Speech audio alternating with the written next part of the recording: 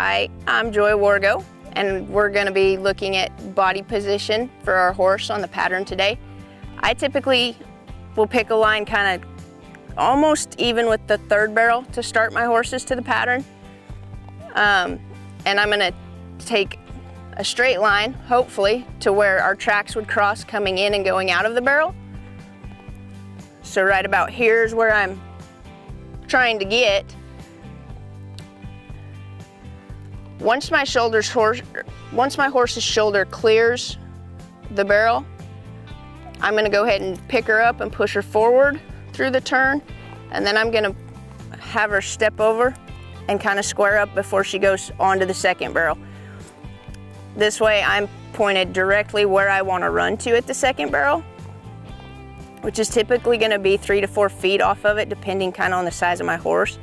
And once again, when I get right here and her shoulder's cleared, I'm going to pick her up, push her forward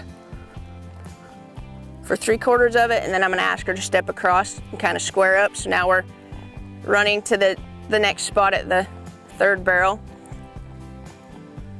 Same thing, I want 3 to 4 feet off of that barrel, and once her shoulder clears, which is going to be right about here, I'm going to kind of pick her up, push her forward, and then bring her around on the back. Picking her up and pushing her forward, when she's soft in her rib, it actually makes her step farther. If you watch her inside front leg, how far she'll reach with it.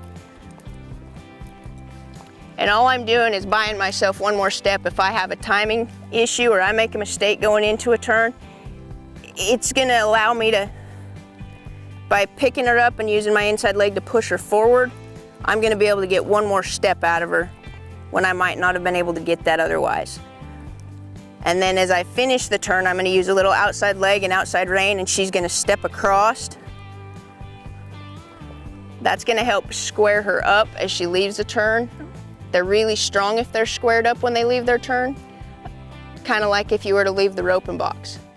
When you rope, you wanna have your horse standing flat-footed in the corner and square, and they can drive so hard out of that spot. We get a really big move leaving a barrel, we cover a lot of ground, and it clocks really well.